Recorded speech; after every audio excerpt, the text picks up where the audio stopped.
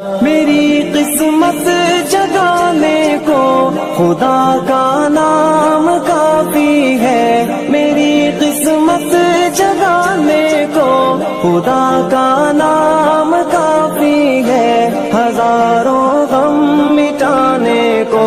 خدا کا نام کافی ہے، یا میرے اللہ۔ حضرت ابو ہریرہ رضی اللہ تعالیٰ عنہ فرماتے ہیں کہ رسول اکرم صلی اللہ علیہ وسلم نے فرمایا کہ بتاؤ، اگر تم میں سے کسی کے دروازے پر نہر جاری ہو اور اس میں روزانہ 5 مرتبہ وہ غسل کرتا ہو تو کیا اس کے بدن پر کچھ میل باقی رہ جائے گا؟ صحابہ کرام نے عرض کیا کہ ایسی حالت میں اس کے بدن پر کچھ بھی میل باقی نہ رہے گا، تو رسول اکرم صلی اللہ علیہ وسلم نے فرمایا فَذَلِكَ مِثْلُ الصَّلَاةِ الْخَمْسِ يَمْحُو اللَّهُ بِهِنَّ الْخَطَايَا۔ بس یہی کیفیت 5 نمازوں کی ہے، اللہ تبارک و تعالی ان 5 نمازوں کے سبب نمازی کے تمام گناہوں کو مٹا دیتا ہے۔ حضرات گرامی، روزانہ کا تجربہ ہے کہ اگر آدمی غسل کر لیتا ہے تو اس کے جسم سے میل دور ہو جاتی ہے اور جسم تر و تازہ ہو جاتا ہے۔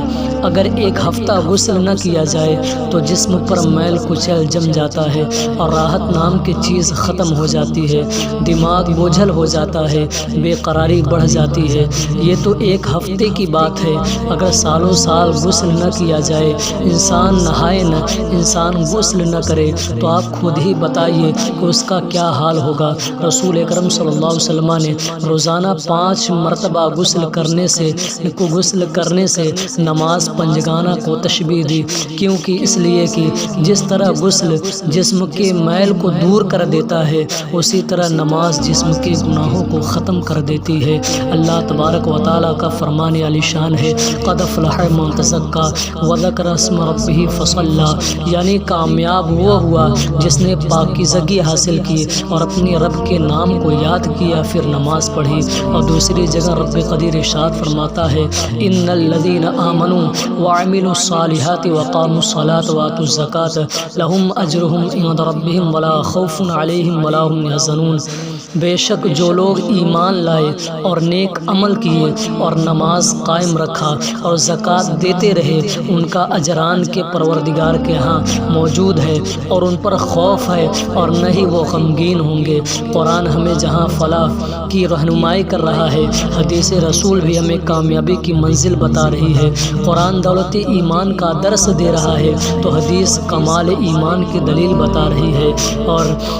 نبی کریم صلی اللہ علیہ وسلم نے ایک روز نماز کا ذکر فرمایا تو فرمایا کہ جو شخص نماز کی پابندی کرے گا تو نماز اس کے لیے نور کا سبب ہوگی، کمال ایمان کی دلیل ہوگی اور قیامت کے دن بخشش کا ذریعہ بنے گی۔ حضرات گرامی، آج ہم جس دور سے گزر رہے ہیں یقیناً بڑا آشوب و پرفتن دور ہے۔ آج لوگ آخروی زندگی کو سنوارنے کے بجائے دنیاوی زندگی کو آراستہ کرنے میں لگے ہوئے ہیں اور دنیا میں ہر ایک دوسرے پر سبقت لے جانے کی کوشش میں ہے۔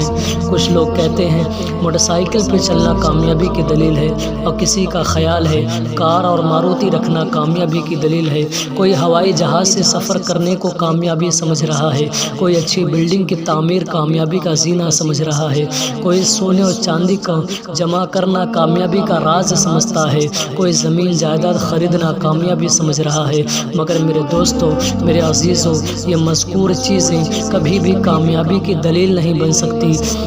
بلکہ جھوپڑی میں رہ کر خدا کو یاد کرنے والا کامیاب ہے، پیارے آقا علیہ الصلوۃ والسلام کی پیاری سنتوں پر عمل کرنے والا کامیاب ہے،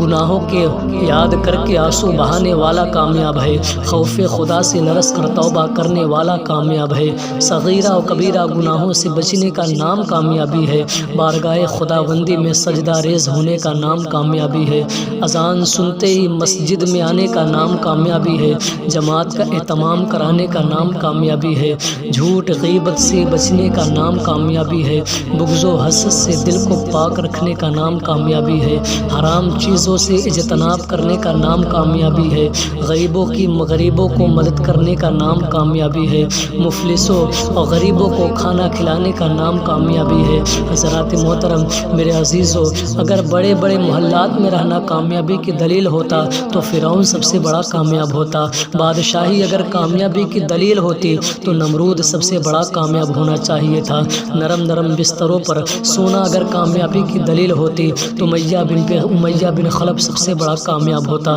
سونا و چاندی اکٹھا کرنے کا نام کامیابی ہوتی تو قارون سب سے بڑا کامیاب سمجھا جاتا۔ اور غرور و گھمنڈ کی بنیاد پر اگر کوئی کامیاب ہو سکتا تھا تو ابو جہل سے بڑا دنیا میں مغرور اور متکبر کون تھا؟ مگر خدا گواہ ہے، یہ سب کے سب ناکام و نامراد ہوئے، اور نہ خدا کی بارگاہ میں ان لوگوں کا کوئی مقام ہے اور نہ دنیا والوں کی نظر میں ان لوگوں کی کوئی حیثیت ہے، بلکہ یہ سب کے سب جہنم کے ایندھن بن گئے ہیں اور طرح طرح کے عذاب میں مبتلا ہیں۔ ان لوگوں کے لیے دردناک عذاب ہے، یہ لوگ جہنم کی ایک ایسی وادی میں ڈالے جائیں گے جہاں تاریکی ہی تاریکی ہوگی، گرمی ہی گرمی ہوگی۔ اور میرے دوستو، یہ صد افسوس کی بات ہے، یہی حشر ان مسلمانوں کا بھی ہوگا جو اپنی نماز کو جان بوجھ کر چھوڑ بیٹھے ہیں اور دنیاوی لذتوں میں مست ہو کر آخرت کو بھلا بیٹھے ہیں۔ اور دیکھو تو صحیح تمہارے آقا کیا فرماتے ہیں؟ آقا فرماتے ہیں جو نماز کی پابندی نہ کرے گا تو اس کے لیے نہ تو نور ہوگا